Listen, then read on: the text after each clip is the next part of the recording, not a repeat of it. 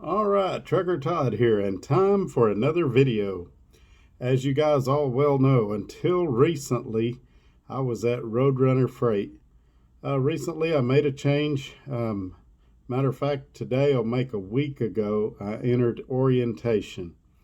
And so in this video, we're going to talk about how my first week went in orientation and then getting the truck and doing my first load. So y'all stay with me. Here we go.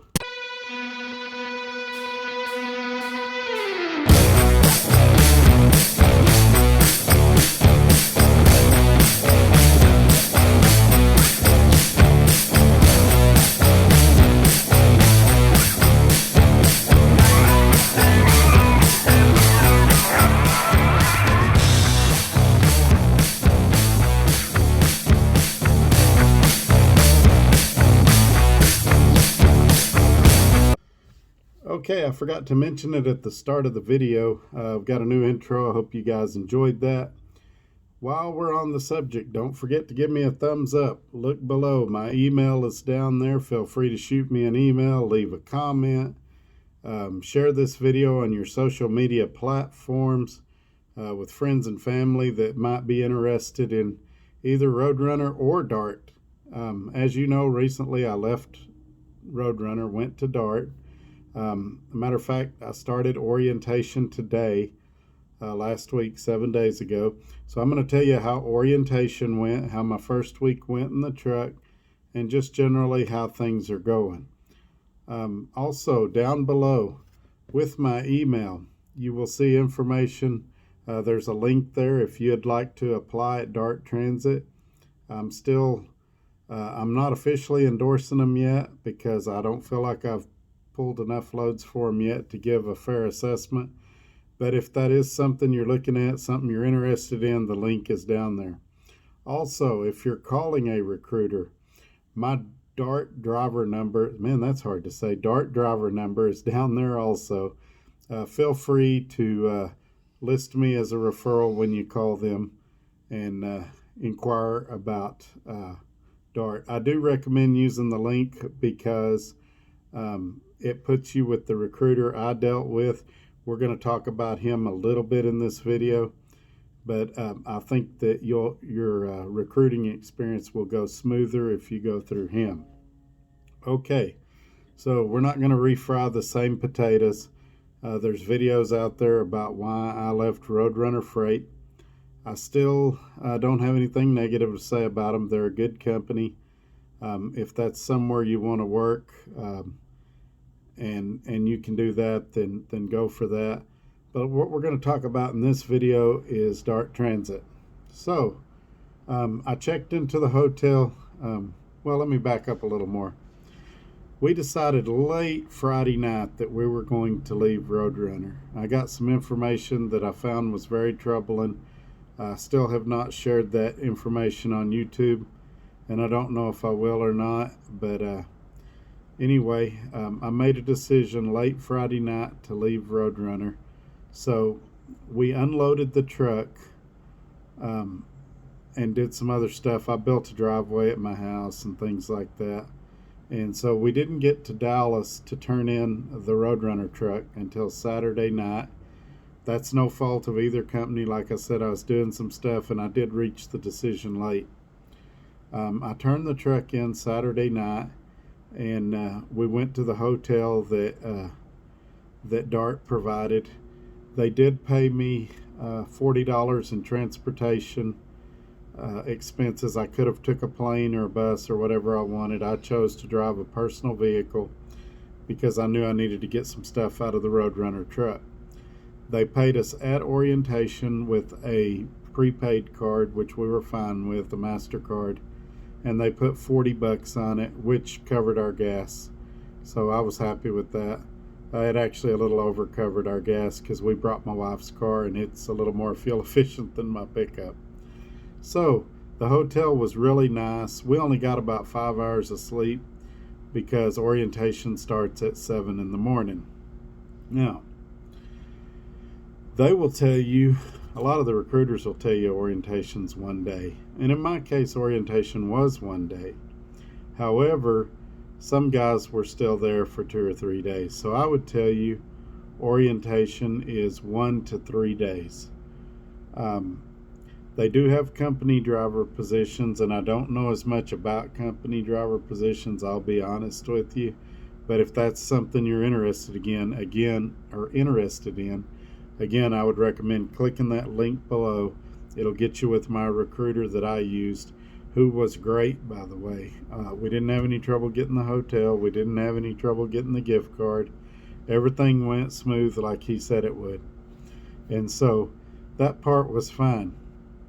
Going to orientation, we had probably 6 or 7 in our class. One guy had to go home early because there were some issues with his medical card.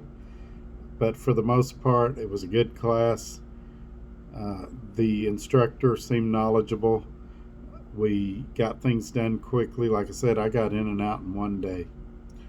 Truck selection, they did give us a list of trucks. We did not have to select from the Dallas yard, but we didn't really want to transport ourselves to another terminal because we had brought all our stuff in my wife's car. So we selected a truck on the yard. It was our second choice. Our first choice, I mentioned it in a previous video, the guy just walked out and looked at it and said, "I want it." I was still doing paperwork when he went out and got it. Never took the keys and looked at it, never popped the hood, nothing, just, "I'll take that one." And so we hope that he's had good luck with his truck. Me personally, we actually looked at 2 trucks. Wife and I got in 2 trucks, went over 2 trucks top to bottom, and when you're making a purchase like that, you definitely want to look it over well. Now, as you're going to see in a minute, there are some things we missed, and so we'll get into that as well. All right, so we finish class, we get the truck. We're in it about 30 minutes, we're loading stuff in, check engine light comes on. Now, this wasn't a huge deal because it's late Monday night. We're planning on staying in the truck that night anyway and getting a load the next morning because you have to log orientation on duty. So we didn't really have but maybe 2 or 3 hours left of driving time anyway, and just decided to leave out the next morning and get a fresh start. The next morning, they were supposed to start looking at the truck at 7 a.m. We were led to believe by the service advisor that they already knew what was wrong with it and the parts had been ordered. When I actually got to talk to the tech, he said they had looked at it, but they needed to do some more diagnosis. So it ended up being that's funny. It ended up being late that day before the truck was done. I mean, close to 5 o'clock. We went to Wilmer, picked up an empty, and then went and picked up a load going to Plainfield, Illinois. The truck ran great, got great fuel economy, over 8 miles a gallon with a 42,000 pound load. So very impressed with the capability of the truck. When we got to Plainfield, here's where the problems began. I had said I'd be there around 8 o'clock. I got there a couple hours early. When the guard got to looking, that load was scheduled for 4 days earlier, even prior to me picking it up. So this load was evidently not rescheduled when it wasn't covered the first time, and then when I got it, the chaos ensued. This happens in trucking. I wasn't horribly upset or shocked or surprised by this. We made arrangements to go drop it at the drop yard in Bolingbrook because they had another load for me. I needed to get an empty and get going. They had a Walmart load picking up in Indiana that was going to Kansas City. So I get to the drop yard, and I'm having a hard time unhooking my fifth wheel. I finally get it unhooked, find an empty, go to hook to it, my locking jaws won't hook. I tried everything I could think of, couldn't get them to hook. So I called Breakdown. Again, very professional group of people, very knowledgeable, very helpful, answered the phone quickly. And by this time, it's got to be 11 p.m., midnight. I was very impressed with how quick they answered the phone and how they wanted to deal with it. They ended up asking me to drive it over to a TA.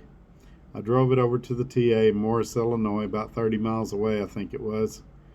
And he says, "Oh, this needs to go to the dealer." So at this point, the dealer's closed for the night. And so we stayed right next door at the Pilot. And the reason is I was getting paid in the morning. I was going to get paid by EFS check.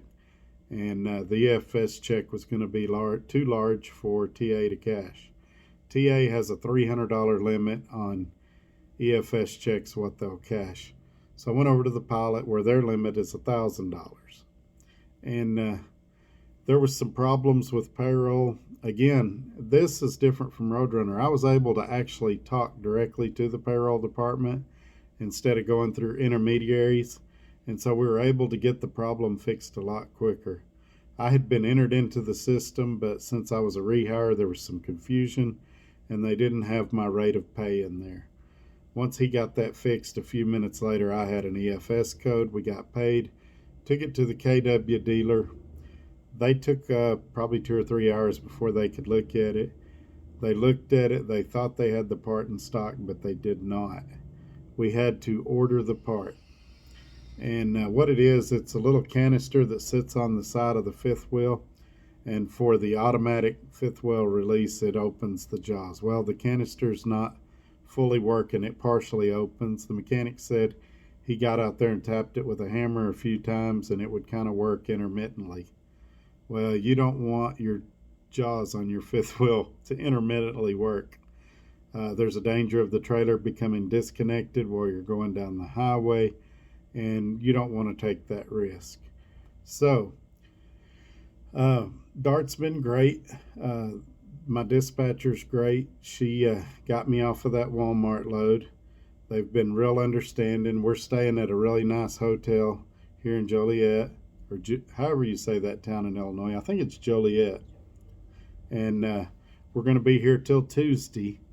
And then hopefully the part will come in. It doesn't take long to put it on. And then we'll be on our merry way. Probably back to Bolingbrook to get an empty. And then to who knows where. But so, recap for the first week. Had a great orientation. Did one load about 1,100 miles. And then a little bit of problems with the truck. We still have a very positive feeling so far about Dart Transit. And we're just kind of waiting to see how it goes. I hope within the next couple of weeks I can give you more perspective on them. I'm going off of, I worked for them until 2014, from 2009 to 2014 for 4.5 years. And I'm going off previous knowledge. There are some things that's changed from 2014 to now. I think that's probably true with any trucking company. And who knows, in a future video, we may cover those things as well. So far things are good, but we do need to get out and be working. You know, the first of the month is coming. All the bills are coming. I just put out the money for 4 days in a hotel in greater Chicago area, and then food and everything without earning any income. So I'm anxious to get back to work and make some money. But I'm going to cut this video short for now. Let me know what you guys think below, and we'll catch you on the next video. Goodbye.